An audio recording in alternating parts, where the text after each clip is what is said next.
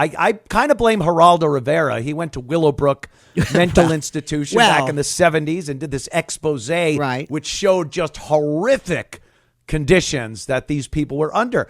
But we didn't want that to mean, okay, release the hounds, let them out on the street, release the Kraken. No. We wanted something else that was a little more humane, but not having them pushing you onto the train tracks on the subway platform. It's funny you say that. Now, there's another aspect to this which nobody wants to talk about. There are people, let me ask you this question. If somebody, let's say we have a Vietnam veteran who is suffering from PTSD, the likes of which we can't even explain, and during the course of some episode, or somebody who is actually psychotic, who actually is not here, thinks he's under attack and does something, does not recall it, much like, dare I say, MK Ultra years ago, in the case of perhaps of John Lennon and Sirhan and Jack Ruby, but I digress, because I don't want to get you too far into that. But if somebody did not know what they were doing, let's say they were sleepwalking, do you think they should be held to criminal responsibility if they honestly didn't know what they were doing? That has always intrigued me, because I've heard these laws that say that in some cases people are not held responsible for that. The problem is, Lionel, and having been in the court system and having been insane as a lawyer, you would know these then get used by defendants to try to get out of whatever they're doing. Wrong. Very rarely. Wait. Wrong on my own show. You are wrong, sir. Very rarely, very effective. Let me give you an example. In the United States, we have something called the McNaughton Rule. And it's spelled M''N''A'G. It's like, and somehow we got McNaughton out of that.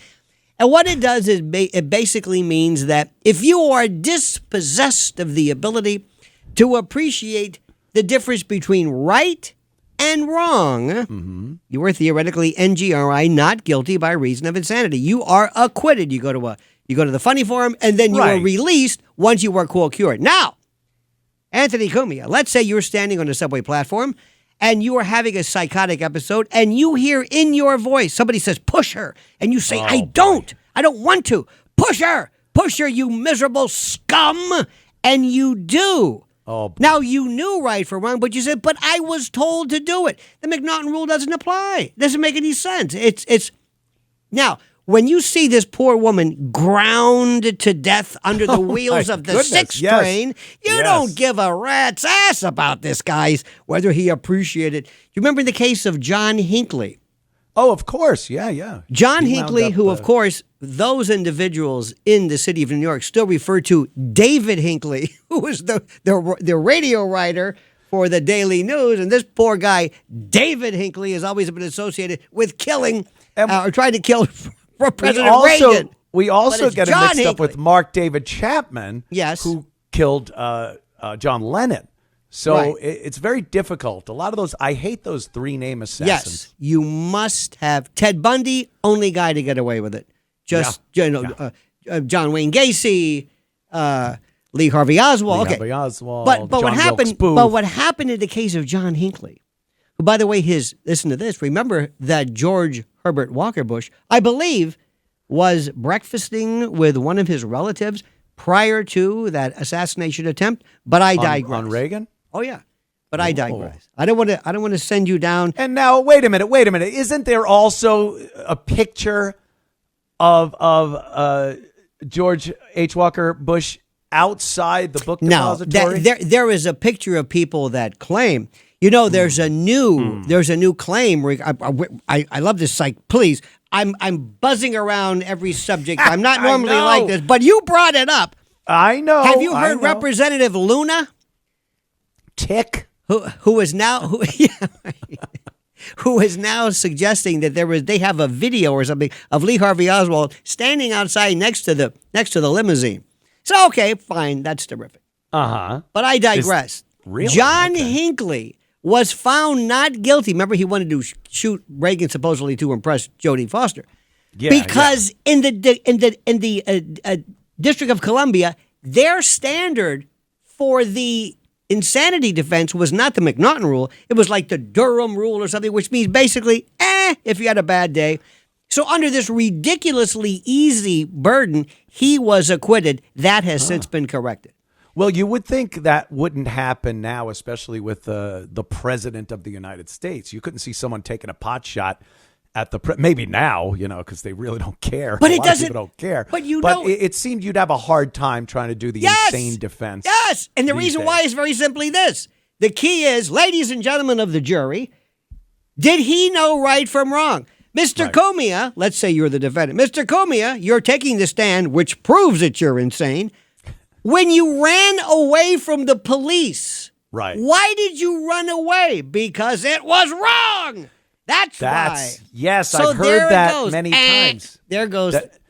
I've heard that many times where they say if you run from the police, if you fight, there's so many things you could do that would make any reasonable person look at you and go, well, he obviously knew he did something wrong. But what if he said, I ran from the police because they weren't the police. They were from the planet Cyborg, and those were the transponder agents. And it never happens. Don't you have to sit there and kind of prove that? Doesn't your lawyer have to come up with a lot of psychologists and psychiatrists that could say, yes, this guy is crazy? Yep, absolutely. You have to do it. And here we go for another one. Here's another interesting aspect. Years ago in the state of Florida, where I was originally born, not Florida, that's where you visit. This is Florida. This is like, like Okeechobee. Of course. There was a fellow named Billy Ferry who walked into a Winn-Dixie with a gallon of gasoline, doused these poor checkout girls, lit them aflame, ran out, and their skin liquefied. Wow. This guy was, if you went to Central Casting, Anthony, and I said, give me the craziest Robin Williams meets whatever with the hair, you couldn't have come near him. He was wild. He was like, open the pot door, Mom, and he was just sit down. So there was a case. So the defense lawyer said, this is going to be the easiest. NGRI, not guilty by reason of insanity, because the guy's out of his tree. The prosecution said, excuse me, Your Honor, we'd like to mandate that he takes his medication. Wait a minute. What? Slow him down. Anthony, they gave this guy, whatever this stuff was, they gave him the best haircut, Vidal Sassoon, a beautiful suit. He sat there. He looked like your insurance agent. Of course, he's mumbling something about the planet Cyborg. So the issue is this. Can I kill your defense by having you take medication that makes you look normal? And then the paranoid schizophrenic says, I'm not going to take that stuff. You're trying to kill me. You see where it's a fascinating subject. Yeah, but nobody cares. Too many people get off the hook using stupid things. No, they don't. But like if you well, want to believe that, you go ahead. It's my show, my news, my fake news. I'll believe, and I'll cry if I want to. I think Leslie Gore said it best. I saw a post of yours recently, and you were talking about this big scandal with the messaging from our Secretary of Defense and the fact that a journalist was attached to the text, and you didn't seem to think it was that big a deal. It wasn't. Now, I'm from that school of thought myself, Lionel. I see this as, all right, not the best thing, but an error was made by a guy who's pretty new to this whole thing. It doesn't mean he's incompetent. It didn't kill any of our soldiers, and they'll be double sure to make sure it doesn't happen again. What was your take on this? Because I thought you might have been a little more miffed than you were. No, I said from the beginning. First, listen, I love my country and I love my fellow compatriots or patriots. But Anthony, if you can't fit the story on a bumper sticker, you're wasting your time. If I'm talking about signal and forget it. But here's the story. Ladies and gentlemen, in the prior administration, a man named Biden, they found cocaine in the White House. He was caught basically selling his office to every country in the world. They didn't mind that. His son was a degenerate syphilitic pond scum selling. No problem with that. The Obamas got a dead guy at their place in Martha's Vineyard in 3 feet of water. No problem with that. It goes on and on. And President Trump was beautiful because he said, I don't know. I don't care. And I don't care. He said, I'm busy. Yeah. And he just ignored it. The same way we ignored this doddering coot, this senescent wizened freak and his phony doctor. Nobody cared about that. And I wish Trump would say, the hell with it. And also, Anthony, who cares what John Cusack says? Who gives a rat's arse? Well, I try to show that there are people out there that are saying some ridiculously stupid things, mister. Well, what I like to do is I like to go with the thing. If I were to meet him, I say, Cusack, come here. You know what? You were correct. It takes a lot of balls for you to say that. Because let me tell you something. There was no better president than the guy before us. You know it and I know it. And then have him say, now, wait a minute. Hold it. No. You name one thing that man did wrong. One thing. And they go, what are you talking about? You think they'd stick to the company line? You out-left the left. And they'll look at you like, look, pal, you're Joe Biden. Joe Biden was the greatest man ever. He brought honor and dignity and have the left guy, the lefty, look at you like you're out of your mind. But they did believe that right up until they were told don't believe that. Right when the debate happened and it fell apart and Kamala Harris gets anointed as the candidate. Then they were all like, yeah, well, we all saw it, but we weren't sure. Meanwhile, we were sure when he was campaigning from his basement in Delaware. Right. So I think you can only talk to them in lies. You can only talk to them when their lie is agreeing with your lie. They are so, how do I say this? There was a time, Anthony, maybe you recall this, when people were. Do I have to break or are you scratching yourself? No, no. I'm looking at my dear friend, Mr. I thought you could see me for a second. I was like, oh my God. That's embarrassing. I thought you were going like cut. Cut. We got a couple of minutes. No, it's okay. But Anthony, do you know what we went through before? There was a time in this country when to be left. When I was a kid, the liberal left was, no war and civil rights and yay and women and yay. Right. And it made sense. And the Republicans were like, they're like country club people and boring. And they did nothing for me. Barry Goldwater. I didn't understand it. There was a kind of a marginal line between the two. Now, I don't know what it was. I don't know when it happened. I don't know. It started right at the time of Trump when they said we want to have unisex bathrooms. That's when it started. I'm saying that was the whole thing. Why this push? And that was the thread on your sweater that you pulled, and it all just fell apart. That was the tripwire. I don't know why, but that was, and it all went downhill after that. Do you see Trump as being as good as his fans say he is, or as bad as his detractors say he is? How do you see Trump and what he's done? Because I know you don't look at anything at face value and just go, "Oh, that's what it is." What do you think about the job he's doing? In closing, Lionel, I think he is excellent. He is like watching the Beatles. When the Beatles, when you say, "Do you think the Beatles are that great?" When the entire world is melting down, in love with the Beatles, you can say, "Who cares what I think?" He is changing everything. He is transformational. He is better than anything I could have ever even imagined. And I didn't even vote for him in 2016. I wrote my own name in because I said, I'm not going to be fooled anymore. I said, he's not going to beat Hillary Clinton because she's going to take it. And I thought, okay, good luck. Now, I think he is God. You were fooled. That's frightening. I'm sorry. I think what he does, when he comes in and says, hey, you know what? I'm going to take Canada. You can't take, and Greenland. He comes in every day and he says, who can I piss off today? Yes. Give me something that will just drive these people nuts. And he says these things and he does. Listen. I love it.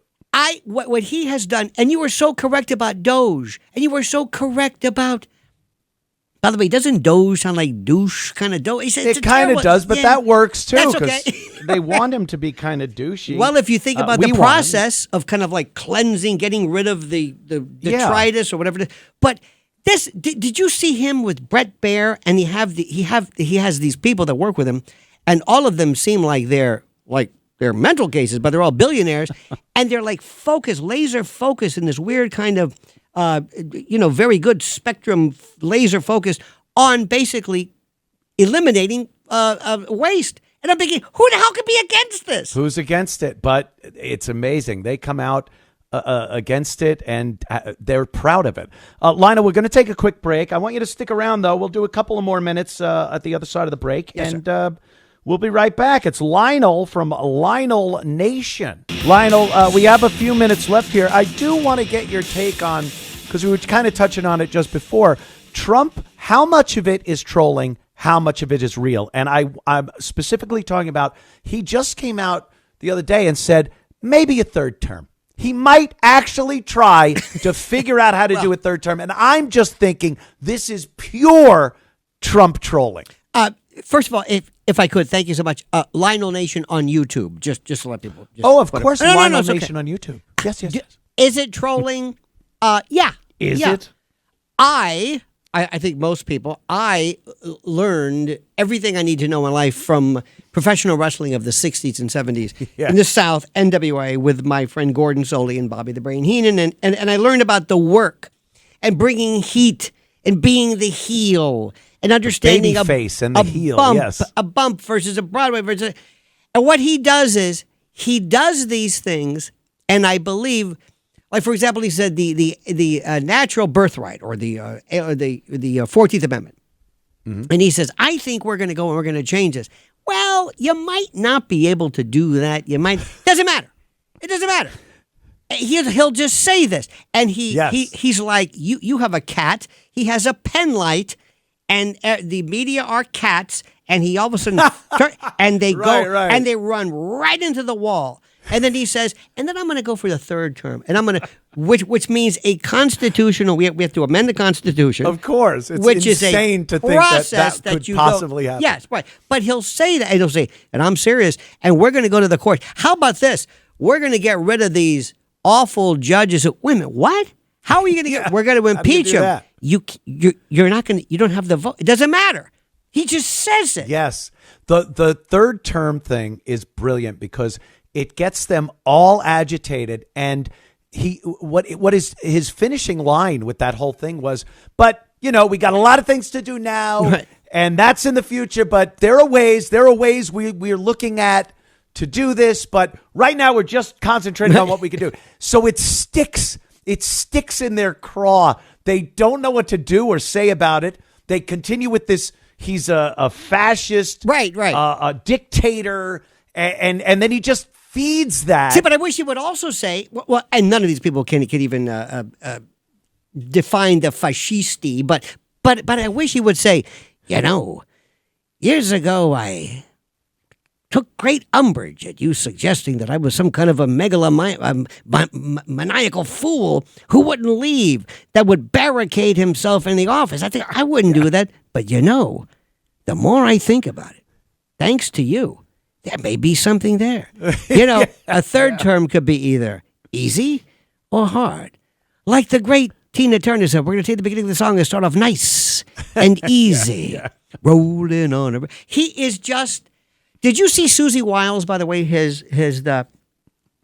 Susie Wiles, his chief of staff or whatever? She was wonderful. She's very quiet. Pat Summerall's daughter.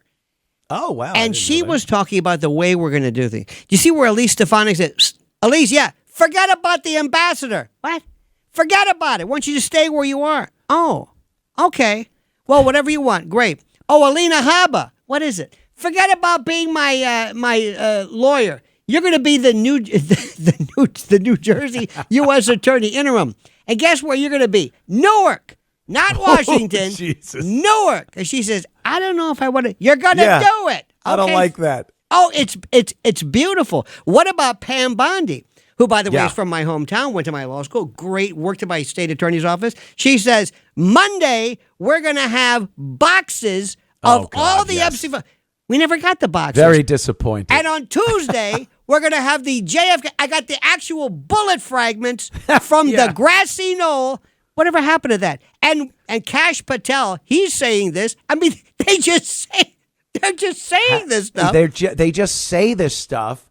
And then you hear the left, they like to come out and say, well, are you still happy about your vote? Yes. You're happy about it? And I go, yeah, there's nothing he's done or hasn't done that I am going, oh boy, I should have voted for Kamala Harris. Like, obviously, but they want to believe we're regretting.